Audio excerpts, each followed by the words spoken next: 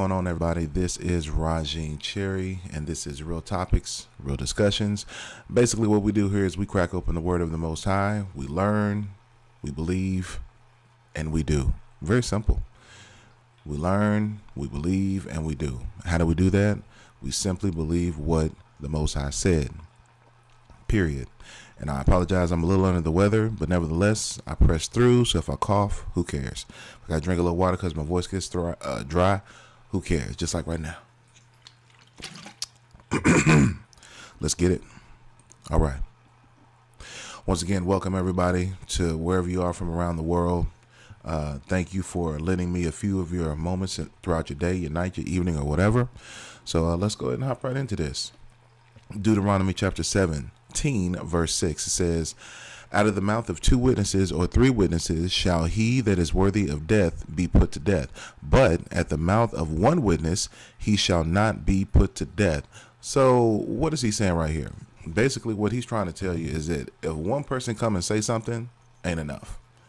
It's not enough power just off of one witness to say something to bring a verdict, to bring a judgment, or to establish a doctrine. Yeah, we're going somewhere with this. So one person can't come and say something of authoritative matter and say, oh, this is it. I got a revelation. Everything changes. Hey, what you thought, it ain't the same. Everything is done. One person cannot do that. It's got to be out of the mouth of two or three witnesses. Okay, so check this out. This is 2 Corinthians chapter 13, verse 1. This is the third time. This is Paul talking. This is the third time I am coming to you. In the mouth of two or three witnesses shall every word be established. Now, where's he quoting from? Deuteronomy 17 and 6. Paul did not come and do it didn't say anything different than what the law states. A lot of his stuff is hard to be understood, and if you don't know how to pick it apart, it can seem as though Paul is going off. Now, there are some things that, he had to learn and he had to mature, just like anybody else. People who are watching right now, you don't teach or preach or live exactly the same that you did when you first believed. It's called evolving, all right? So just like a person can evolve in their livelihood, and that you're filled with the Spirit and things like that, but there's stuff over time that has changed. As the Most High reveals more to you, you change and you evolve, okay? That doesn't make what you did back in the day of no value. That's where you were, but this is where the Most High has you now, okay? Let's move on. Now this is Luke chapter 4, verse 4. And Yahushua answered him, saying, it is written that man shall not live by bread alone, but every word of Elohim. I'm going to read that red letter again. It is written that man shall not live by bread alone, but by every word of Elohim. 1 John chapter 2, verse 4. He that saith, I know him, and keepeth not his commandments is a liar, and the truth is not in him. So right off the bat, we've got the Messiah himself saying that it is written that man shall not live by bread alone, but by every word of Elohim. So everything that is written, we're supposed to do, if it applies.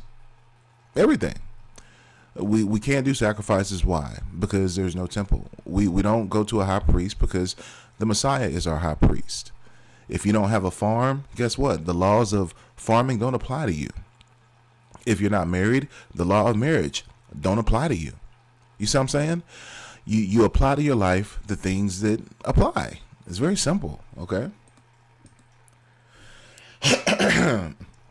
So again, he said in 1 John chapter 2, verse 4, he that saith, I know him, and keepeth not his commandments is a liar, and the truth is not in him. So how can you say, oh, it's not about religion, it's about relationship? Well, to have relationship with the Most High is to know him or to get to know him. But if you're not obeying his commandments, I'll even keep it simpler. If you're not in pursuit of his commandments, then how can you say that you're building a relationship with him? Because guess what? In the law, it's dealing with faith. And the law is dealing with justice. And the law is dealing with mercy. So you can't have faith without the law. The law is what leads you to the Messiah, because you realize that you're sinful. You realize that you're wicked before a holy and righteous Elohim. So the law, when it's taught correctly, the law, when it's looked at correctly through the right lens, it leads you to the Messiah, not away from him. This is James chapter 1, verse 22. But Be ye doers of the word and not hearers only, deceiving your own selves. So when you have people sitting up in these churches and they're hearing things about the law, they're hearing things from the Torah, which Torah means teachings and instructions. So they're hearing these things, but they're not doing them because in their mind, they're cherry picking. They're choosing what they feel applies instead of what the Most High said to do or not do. He said, be ye doers of the word and not hearers only, deceiving your own selves. So we're going to dive into the chapter in Leviticus is dealing with sexual immorality. Okay. This is kind of the biggest chapter that's dealing with sexual immorality. So we're going to get into this and we're just going to read what it says and we believe it and we apply it. It's very simple. All right. So watch this. And Yahuah spake unto Moses, saying, speak unto the children of Israel, and say unto them, I am Yahuah your Elohim. After the doings of the land of Egypt, wherein ye dwelt, shall ye not do. And after the doings of the land of Canaan, whither I bring you, shall ye not do. Neither shall ye walk in their ordinances. So wherever the Most High has you, right? Not has you, but whatever place in captivity you're in, you can be here, in Texas, you can be in Oklahoma, you can be in Africa, it don't matter where you're at. It's all some form of captivity because those places are not truly following the ways of the Most High. So it's a type of Egypt. It's a type of bondage. It's a type of captivity that you're in because you got to free yourself mentally from Egypt and let the Messiah walk you through the wilderness to the promised land. Okay. But he says, don't do how they do. Don't follow their ways. Whether it's Canaan and Egypt, don't do what they do.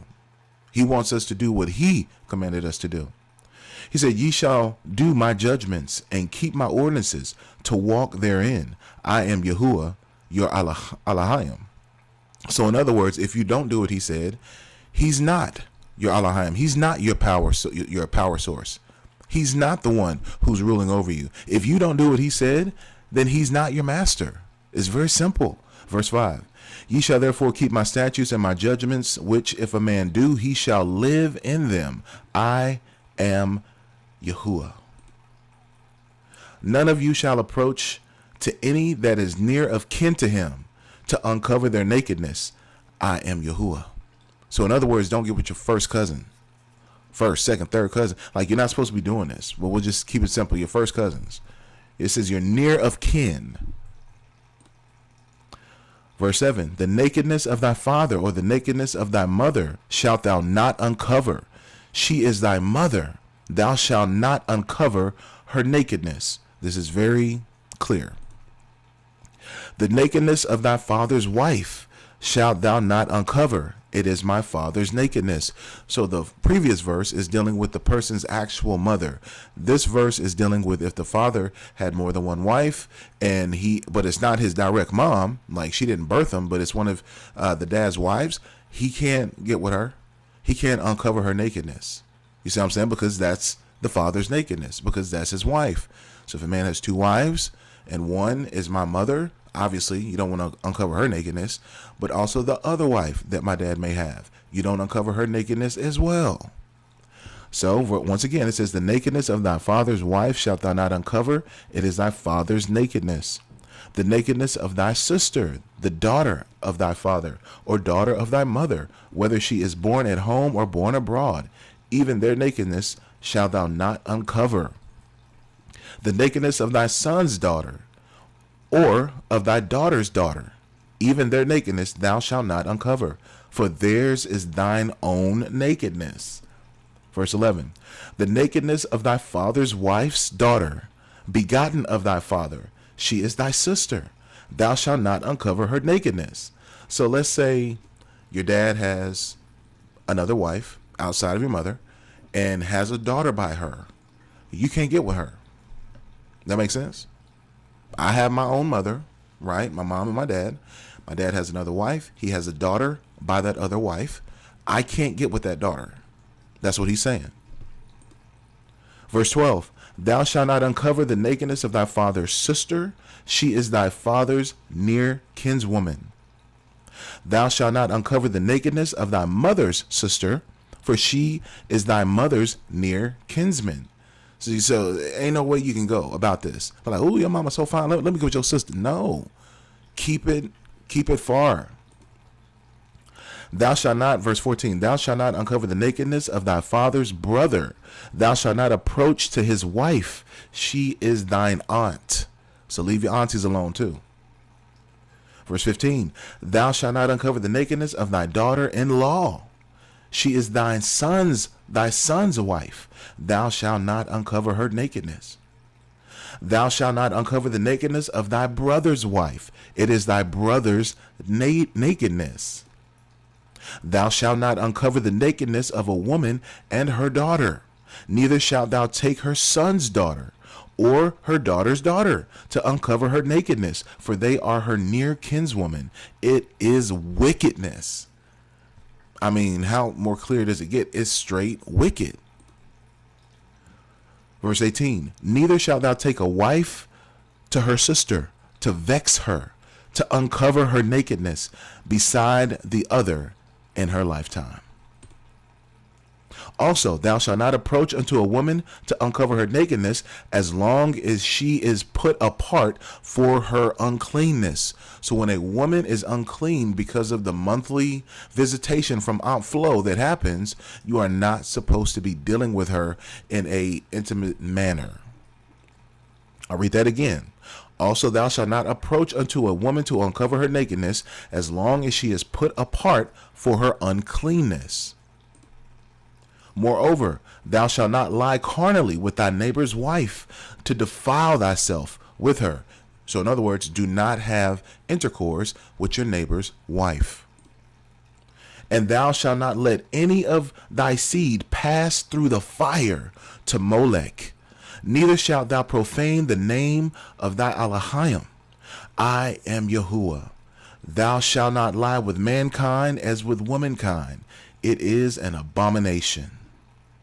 Neither shalt thou lie with any beast to defile thyself therewith.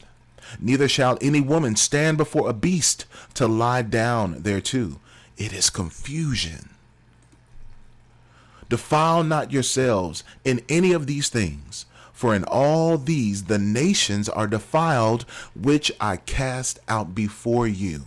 So everything that we just read, he's letting you know that the other nations do these things. And he doesn't want us being like them. Everything I just read to you, the other nations do. But we are Israel. We have to be that city set upon a hill. We have to be the ones that are shining the light, saying, don't do this. And even if we don't say it, we show by how we live. Verse 25, and the land is defiled, therefore I do visit the iniquity, therefore upon it, and the land itself vomiteth out her inhabitants. Ye shall therefore keep my statutes and my judgments, and shall not commit any of these abominations, neither any of your own nation, nor any stranger that sojourneth among you. So anybody that's rolling with Israel, if you was out there, you're in here, you rocking with our covenant, you can't be doing this stuff. You can't take your non-covenant ways and bring them into covenant and think that you can still do that. You cannot do that. You have got to give up who you are. You have got to unalive yourself to who you used to be. He says, keep my statutes and my judgments, and shall not commit any of these abominations, neither any of your own nation, nor any stranger that sojourneth with you. So Israel and those who choose to journey with Israel, you can't do this stuff. For all these abominations have the men of the land done, which were before you, and the land is defiled, that the land spew not you out also when ye defile it, as it spewed out the nations that were before you. For whosoever shall commit any of these abominations, even the souls that commit them shall be cut off from among the people. Therefore shall ye keep mine ordinance, that ye commit not any one of these abominable customs which were committed before you, and that ye defile not yourselves therein. I am Yahuah your Elohim. And that concludes our reading for today from the Torah. That was Leviticus chapter 18. All right. You guys have a blessed evening, rest of your day, whatever is going on. If you got questions, hit me up. Check out the website, zionsrefuge.org, and let's build. Let's grow. All right. Shalom.